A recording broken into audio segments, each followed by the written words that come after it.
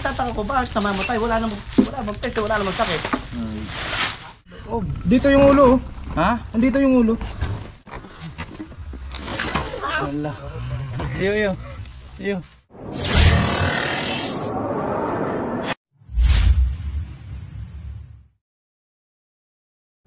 So ayun mga tol, magandang umaga sa inyo. Back to rescue na tayo. So pasensya na kung medyo na-delay dun sa mga naka-schedule natin. So nandito tayo ngayon sa San Cristobal. Punta tayo ng Bulacan. At ayun po ang ating unang rescue yan. Kasama natin si Ate Adeline, si Mrs. sumama pero ngayong araw lang yan. So si Junjun Bayawak, si Mare. Good morning po. Ako po si Amor Indama. Sa Malanong Lying In po. Yan. So tita, ano po bang sitwasyon doon? Parang yun daw manok daw at bibi. Siyang parang namamatay. Parang ang ano nila itinutuklo ng cobra. Wala naman pong mga sakit yung mga bibi. Wala. Yeah. So yun mga tol, hinihintay lang natin yung service. At pupunta na tayo doon. Yan. So kami nga pala ang Cobra team. So ako si Tol Cobra. At hindi lang basta nang gre-rescue ng mga cobra o tumutulong sa mga nasasalanta ng cobra, kundi nag-iiwan din ng mga knowledge about snake para susunod na ma-encounter nila, alam na nila kung anong gagawin. Ay na, nandiyan na, tricycle. O yan, sige na. So, ingat kayo, sige pare, Mare. Anong masasabi mo sa Mare mo? Mare, huwag ka nang sumama dito ka na sa akin. Oo nga Mare ha, ingat kayo. Bukas pa din alam ka na sasama. Okay na. Sige, para hindi na alis sasama bukas. So ayun na mga tol. Sige, salamat.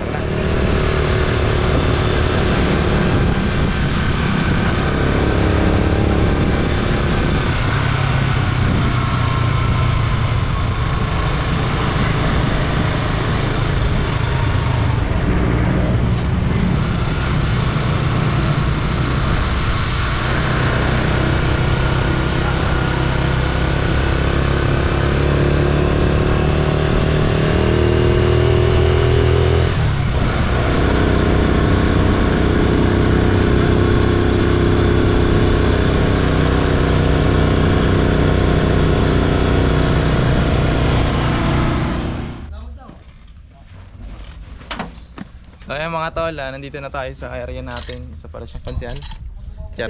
Kapitan. So nandito tayo ngayon sa isang kapitan ng kanilang barangay para hanapin yung pumipinsala sa kanilang mga bibe at sa mga manok. So i-interviewin natin sina sir at para malaman natin yung buong kwento.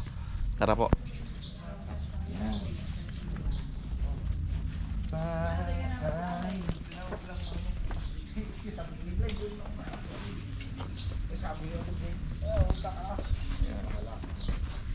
So guys, kasama natin yung mga kaibigan natin dito. Tara. Si Pingloy, si Sir, ayan, asawa ni Pare. Ayan sila Sir. Sir, pakilala kayo. Shout out. Kapit Diyan nga. Shout out nga pa sa mga taga-Oria. Sir. Shout out. Mon nga pala, Mon. Sumat out ka muna dito, Pingloy. Ala, huwag maikot ng ganyan. Patras ka na. Shout out sa mga taga sa Cristobal. Yan. Yan guys. Team Lambanog. Team Lamban. Ayan si Kapitan may alaga rin ng ahas. Guys, nandito na si Sir. Dito. Ayan guys, interviewin natin. Ba't sama yung kamay mo? Yan. Sir, saan po nakikita yung ahas? Dito eh. Ayan, so Dito Sir, sa- okay lang ba pakilala ka pa pala muna? Hindi pa nakikita na. Ayan si Sir, pakilala Sir. Ako si Chairman Rico Adriano ng Barangay Bulacan 1 na tumawag kay Sir upang anuhin ko yung nakikita naming ahas dito. Medyo may kalaki at siyempre delikado. Laging maraming tao dito eh. Saka baka makapasok ng bahay. Kaya pinuputi ko na hanapin kayo at pakunta kayo para mahuli yung ahas na yun. Yes, Sir. At sana mahuli natin. Titignan natin yung magagawa natin kasi hindi siya sa lungga nakita, kundi sa isang puno. So naglalakad siya. Ay, nagagala siya, Sir. Pero meron dito lugar na pwede talagang bahay dito sa Gilid. So yun na lang. Ko, Tara. Yun natin ating pupuntahan is yung mga tambak nyo, tapos yung mga madidilim na lugar.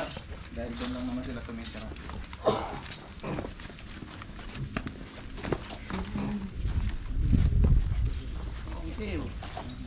Yung aking bibi na yun.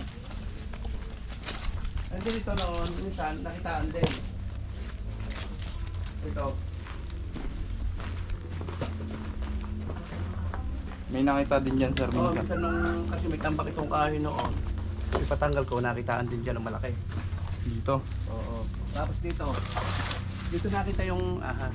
Dito sa loob. Itong, may mga bote kasi dito eh. Ayun. Tambak na yan. Tara. So, sir, titingnan na natin to. Ito lang naman ang pinag-ano ko. Ito, tapos ayun. So, ano yung mga gloves natin? So, ang magiging lifter natin ngayon ay si ate at si Junjun. Alright, ito Ayan, mga... para hindi sila masugatan sa kamay. Parehong kaliwa. Ah, Wala naman yung kaliwat kanin. Pero, ha? Hindi pwedeng huwag na. Ano naman, hindi naman hindi. Ano ang sabi ng ating viewer?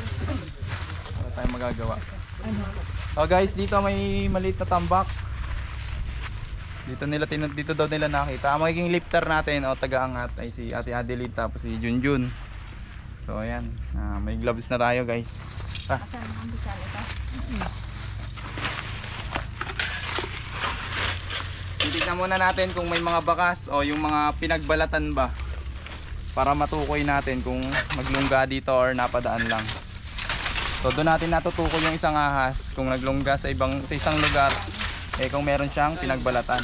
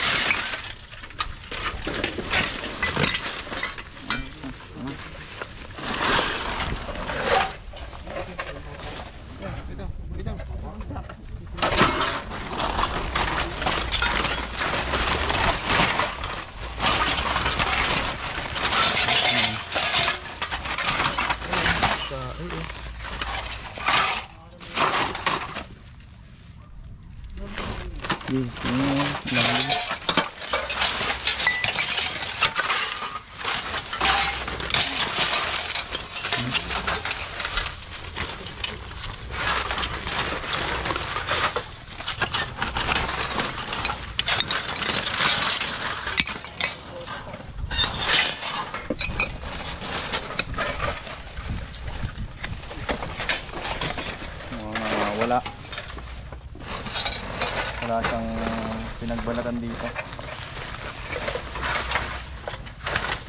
So ayun mga tol. Ayan, so kinakalkal nila pero wala tayong nakitang balat. So sir, dito hindi siya naglungga. Posibleng napadaan lang. No? So marami pa tayo ditong titignan. Mga tambak-tambak na kahoy na siya namang gagamitin pa. Kaya hindi pa pwedeng itapon. Saan sir ang daan? Dito po. Na, mahina na. Tapos yung sumunod, yung inahin ko naman bibi. Nangingitlog? Hindi naman. Hindi po, pag-alagala lang sila dito. Eh, tataka ko, bakit namamatay? Wala namang test, wala namang sakit.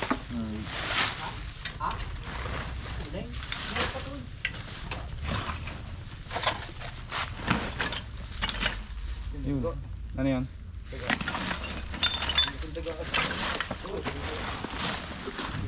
Yan dati, may nakita yung ano, malaki. Sawa? Hindi, cobra.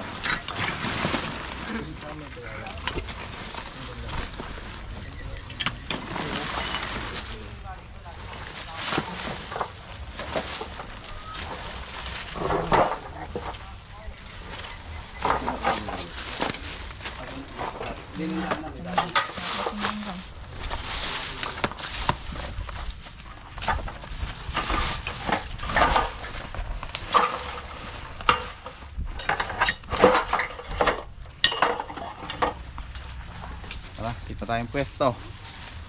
Yan, lahat ng tambak natin dito ay susuyurin natin, no? Kasi baka mamaya susunod na makagat tao na. So ayun po yung iniiwasan natin, guys. Tara. Tapos yung mga tambak pa rin. Tumuna tayo. Wala tong butas. Wala pong butas yan. Ayun po yung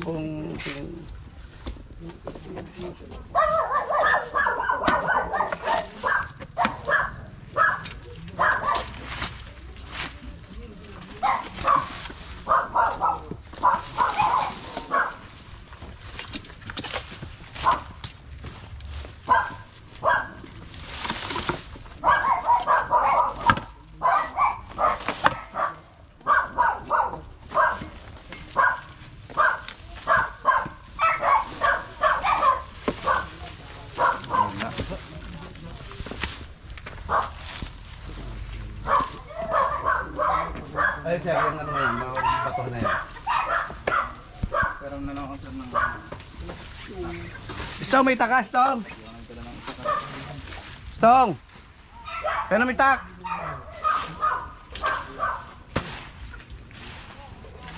Alam niyo naman tirahan na yun, yung mga ganyan, ano, sir? Pero talaga, titirahan ito. Ha? Mga gantong tirahan ako. Kaso, ako walang balat.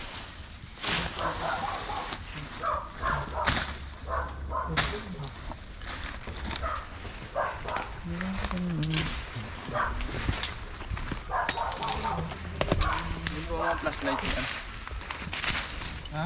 Flashlight na doon sa bag na ito. Kay Ate Adeline yung flashlight. Ito siya tama, mainit pala to. Mapas mo na.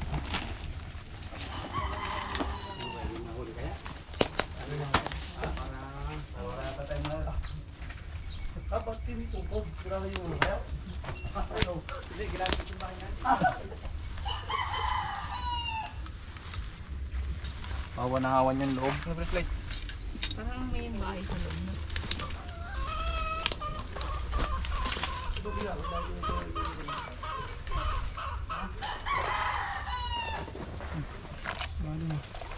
Ha?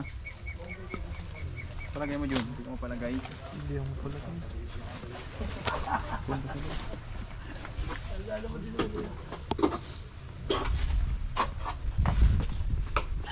Yan, flashlight. Ah.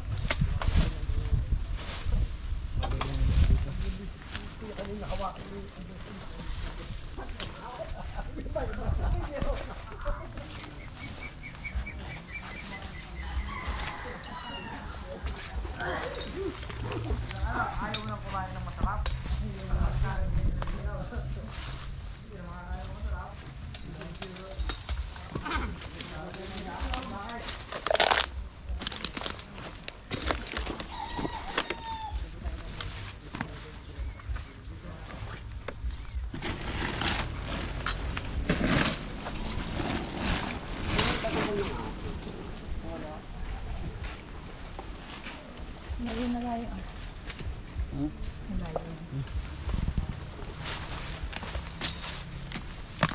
Guys, so meron ditong isa.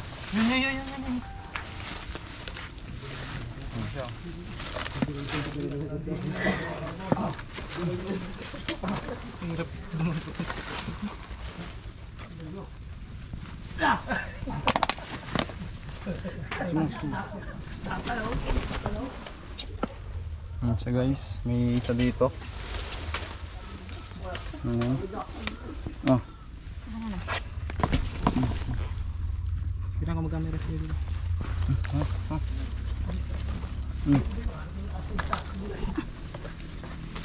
Andam na lang katsa. Yung bago. Ito yung pagkakaiba ng may gloves sa walang gloves. Ayan, so hindi namin masyadong makapa yung cobra.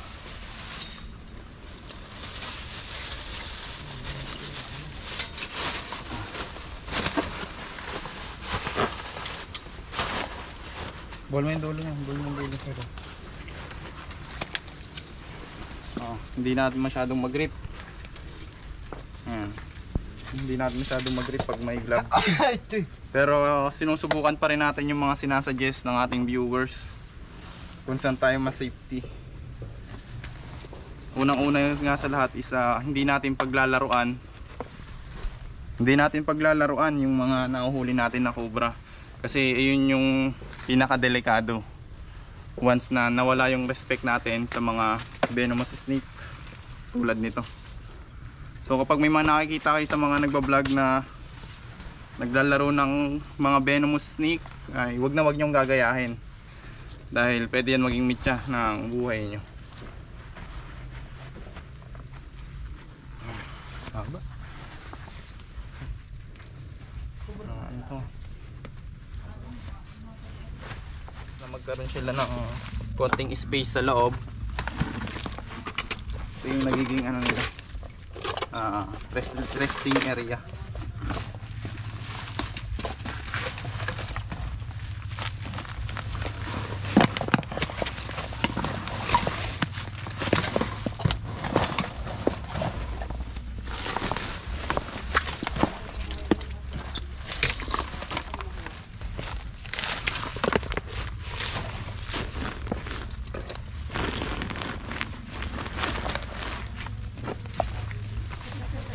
Wala nang bukas.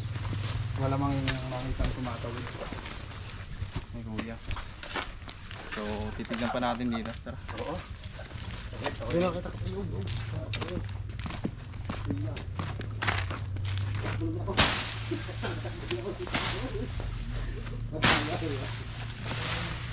Nakailapan ko sa gagalata. Marami pa kaya yan dyan, no?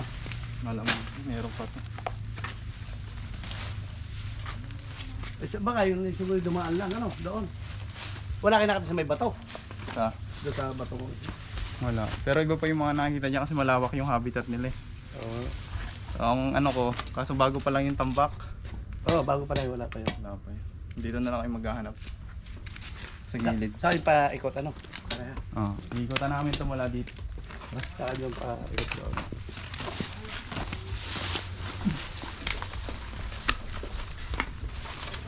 Ayan.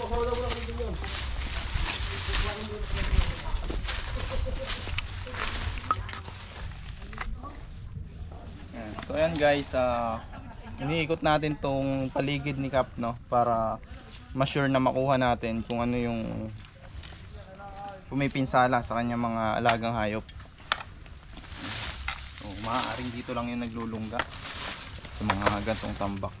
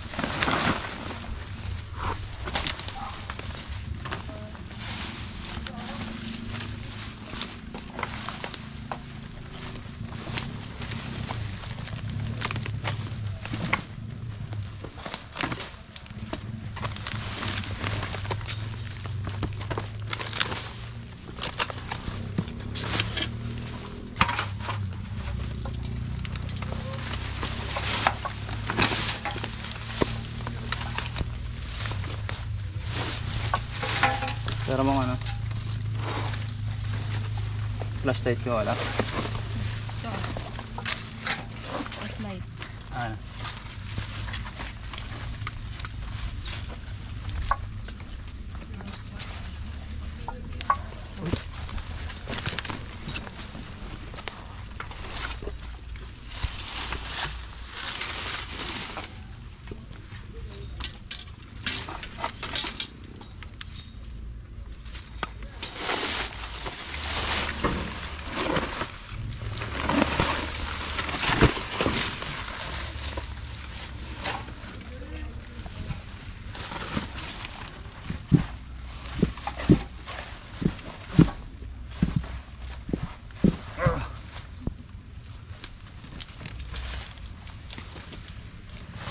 Walang mga bakas.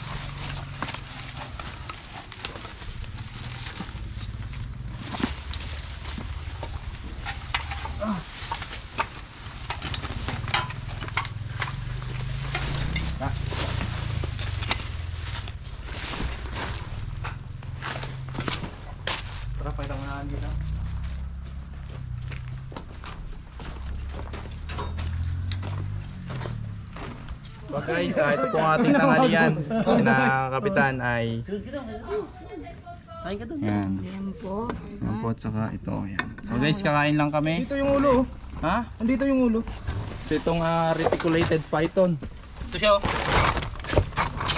Ayan. Ay oh, nakanga pa oh. Tara, kailangan natin magpatulong sa mga tao dito, mga tol, kasi napakalaki.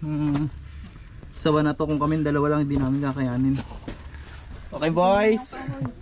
Tara bro, samahan nyo kami. Uy, huwag mo na anuhin. Yung kahoy mo. Pag may kukunin tayo nito, pag may, doon ka, John, magabang. Pag may kukunin tayo mga ganito kalaking sawa, so una natin aalisin yung pinagtataguan niya. Hindi natin pwedeng ano, kasi kailangan i-sure natin na walang kasama yung sawa doon.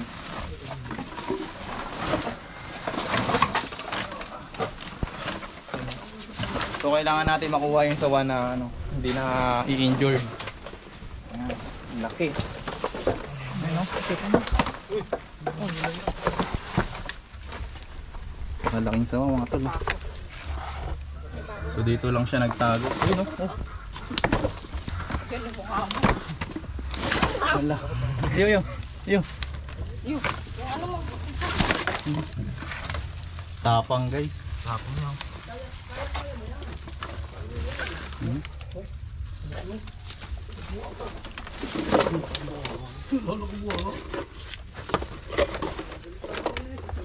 Naglalaway na sa'yo. Diyan po ka doon. Huwag mo nang inuhin. Jay, dali, papaturong tayo sa mga tropa magbuhat. Lagi niya oh. Wala nang tingin sa'yo. Wala. Oh. Ay. Ito man shot. Ah, ayun mga tol. Hila. Yan, laki.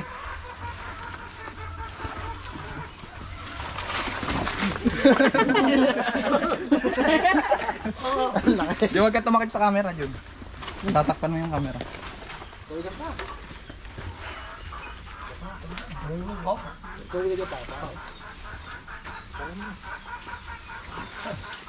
Ang hirap pag may gloves.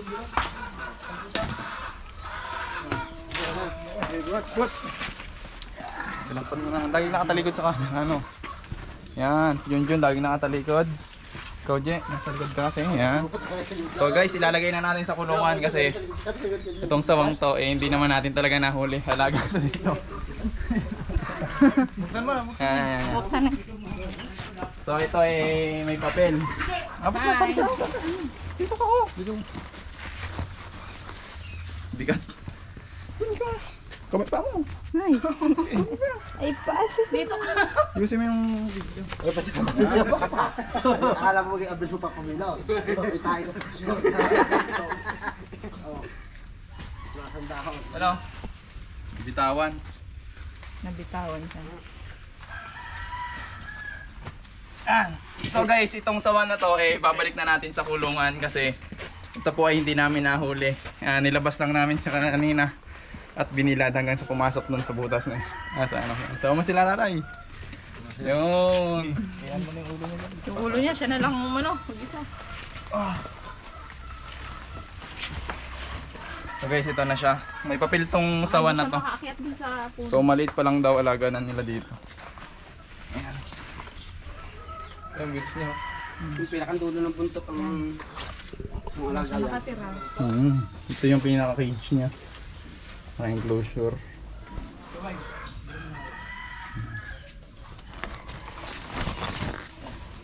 Laki. So yun lang mga tol, magpapaalam na tayo kina sir, maya maya lang. Lalak lang namin to. Thank you. Yan, so mga tol, dito na po natatapos ang ating pag-rescue dito kay Lakap. So sana ay na yung hinahanap natin na naging problema niya na umuubos sa kanyang mga alagang hayop. So sir, dito ba tayo? Paalam na po tayo sa vlog natin. Okay, maraming salamat sa inyo sa pagtugon sa aking problema dito sa nangyayari dito sa aking bahay, sa aking mga alaga. Okay, maraming salamat sa inyo. So yan sir, pag may mga nilapit sa inyo na mga problema sa ahas, so tignan natin kung ano natin. Okay, napakalaking tulungan din bagay dito kasi makakita ng mga kabarangay natin o dito sa bayan ng Dolores na na nakarating kayo dito at kung may mga kailangan, pwede naman silang tumawag sa akin. Kahit kay Kap na tumawag mag-report para mapasamahan niya tayo kung hindi man siya pwede, kahit sa mga tanod tungkol sa pag-rescue ng cobra nang sa ganon kahit yung mga tanod natin matuto din sa pag-rescue ng mga ganito. Sa aking mga kapitan, kung may mga problema kayo sa inyong barangay na suliranin sa mga ahas na yan kasi delikado, meron na po tayong malalapitan. Pwede na kayo kumontak sa akin. Yeah. Okay. Salamat Thank you sa inyo. po. Thank you.